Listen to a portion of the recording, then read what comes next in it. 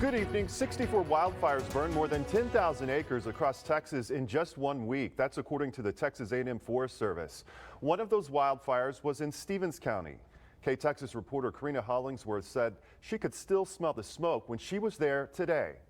The cause of the wildfires are still unknown, but it is believed that the fires started due to a car hitting the brakes. Judge Roach says no homes were damaged, but the wildfires did come dangerously close to one home.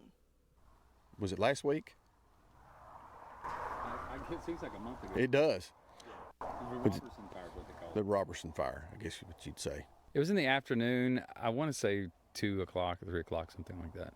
2 weeks ago, on August 12th, Stevens County Judge Michael Roach and Commissioner Will Warren were both in a budget hearing when they were notified of the wildfires. The Robertson Fire took nearly 24 hours to contain. One of the brave men on the front line battling the flames was Stevens County Commissioner and former firefighter Will Warren. Oh, it's pretty hot. You know, I think the average house fire can get about 1,200 degrees, so you have to have all your equipment on while you're doing it. But I don't know what these grass fires get. Pretty hot. And what are some of your memories combating this fire? Well, it'd been 10 years since I've done it. And I got on there, and I loved it, just like I did when I fought fires all the time. And I know you have a love for it, but was there a time when you were scared? No, not really. You stay so busy when you're doing it and worried about where it's going and how you're going to get out there and put it out that you don't think about that kind of stuff. According to Judge Roach, the Robertson Fire burned approximately 1,600 acres. The county judge says there are a lot of organizations who help keep the community safe.